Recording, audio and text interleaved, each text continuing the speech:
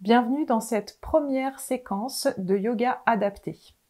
Aujourd'hui, je vous propose de découvrir 4 versions de posture qui vous permettront de soulager le bas de votre dos et de prévenir les lombalgies. Pour cette pratique, vous aurez besoin d'une chaise, un mur ou tout autre type de surface plane et solide comme une porte, et une sangle qui peut être remplacée par une écharpe, un foulard ou une ceinture. Je vous laisse préparer votre matériel et je vous retrouve tout de suite pour la pratique.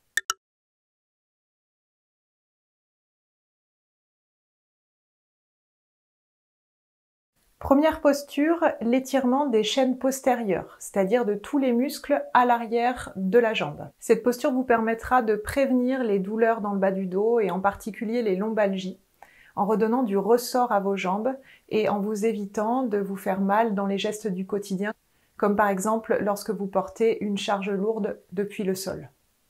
Alors, pour cette posture, vous aurez besoin de votre sangle. Vous êtes assis sur votre chaise, le dos droit et les épaules relâchées. On va décoller le pied droit d'abord et placer notre sangle sous la boule des orteils, donc sous l'avant de notre pied. La sangle est tenue dans chacune des mains. Puis sur une première expiration, nous allons tendre notre jambe. À peu près 5 cycles respiratoires dans la posture. À chaque expiration, cherchez à tendre un peu plus votre sangle en la tirant avec vos mains dans votre direction, tout en repoussant le pied, l'avant du pied dans la sangle vers l'avant pour créer un bel étirement à l'arrière de la jambe.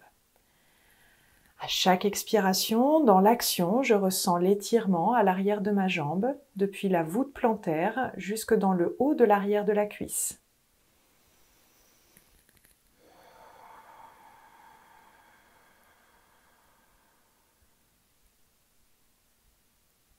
Inspirez à votre rythme une dernière fois.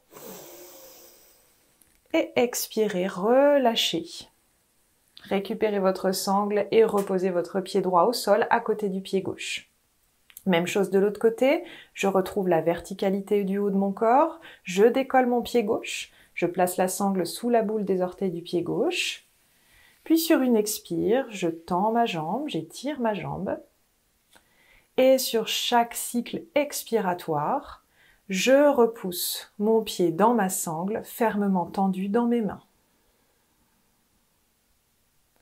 Ressentez l'action de la sangle qui flexe votre pied et qui vient chercher un petit peu plus en profondeur l'étirement de la chaîne postérieure de la jambe.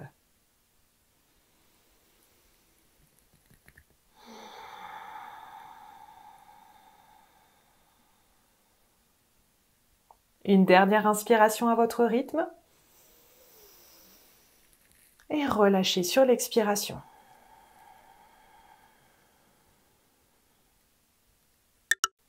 Deuxième posture, l'anti-sciatique. Le but de cet exercice est de venir étirer un des muscles profonds de la fesse qu'on appelle le piriforme ou le pyramidal.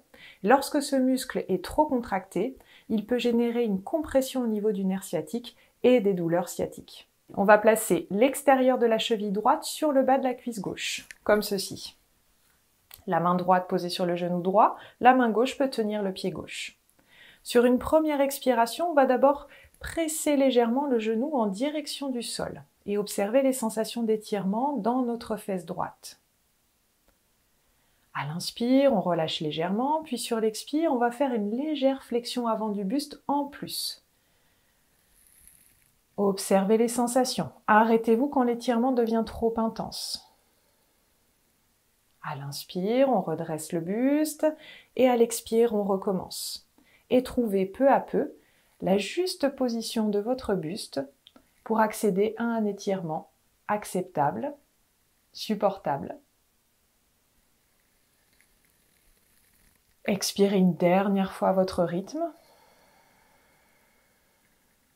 Puis sur l'inspire, redressez votre buste, reposez votre pied droit au sol, puis changez de côté. Extérieur de la cheville gauche sur le bas de la cuisse droite. Même chose, on place la main gauche sur le genou gauche, la main droite sur le pied.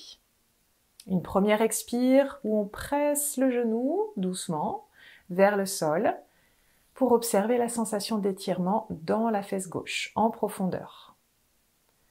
Puis deuxième expiration, je vais faire une légère flexion avant du buste et chercher la juste flexion qui me permet d'accéder à un étirement dans la fesse gauche en profondeur, sans que ça soit douloureux ou insupportable.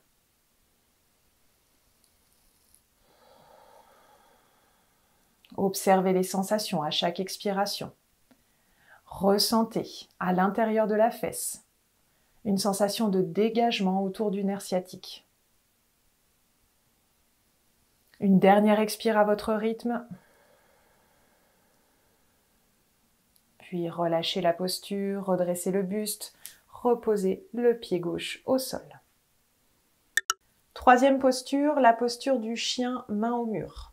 Celle-ci va vous permettre d'étirer le bas de votre dos, de créer de la longueur dans la colonne lombaire et de créer de l'espace entre les vertèbres lombaires et les disques. Vous allez placer vos mains à plat sur le mur, vous êtes à une distance d'environ 1 mètre de votre mur. Puis sur une première expiration, on va d'abord pousser les fesses vers l'arrière de l'assise de la chaise.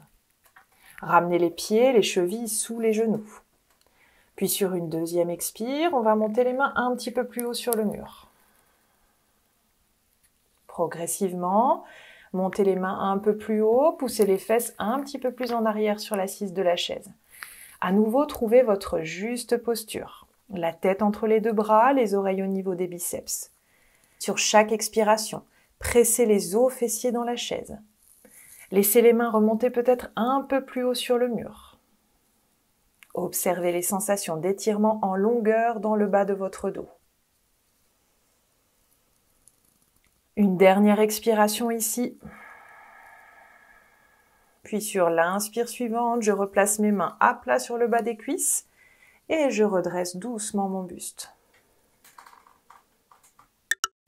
Quatrième posture, la demi-pince main au mur. Donc là, j'ai laissé ma chaise et je suis simplement debout face à mon mur. Cette dernière posture va vous permettre d'étirer le bas de votre dos en largeur et de décompresser l'espace articulaire sacro-iliaque, donc l'articulation entre le bas du dos et le bassin.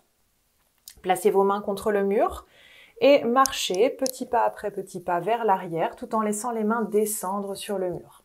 Jusqu'à ce que le corps forme un angle droit. Le buste est parallèle au sol, les chevilles sous les hanches, les poignets au niveau des épaules.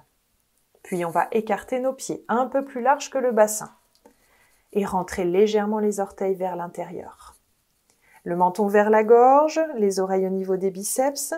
Une première expiration où on va légèrement plier les genoux, pousser les os fessiers vers l'arrière tout en repoussant fermement le mur avec les mains. Inspire, on relâche un peu l'action. Expire, on recommence une deuxième fois. Les genoux se plient légèrement, les os fessiers poussent vers l'arrière et les mains pressent le mur. Allez, encore 2 cycles respiratoires à votre rythme. Repoussez les os fessiers tandis que les mains repoussent le mur et sentez le bas du dos s'élargir. L'espace entre le bas de votre dos et le bassin qui s'étend, qui s'étire. Inspirez une dernière fois à votre rythme ici.